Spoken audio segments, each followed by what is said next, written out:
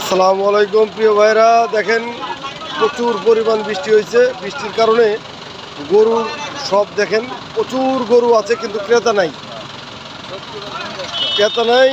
প্রচুর পরিমাণ গরু উঠছে।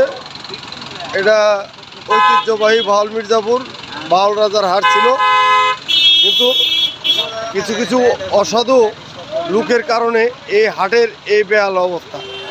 এ দেখার কেউ নাই। কাকা, গরু টরু বেচছেন? কয়টা নিয়ে আসছিলেন? 8টা গরু নিয়ে আসছিল, মোটামুটি কয়েকটা বেচছে, এখনো গরু বেচার বাকি আছে। তো এই হাট মনে হয় থাকবে। ভালো ভালো গরু উঠছে, কিন্তু ক্রেতা আর সুন্দর কারণে তেমন গরু বিক্রি হয় নাই। তো কাকা, আপনাকে বাড়ি কোথায়?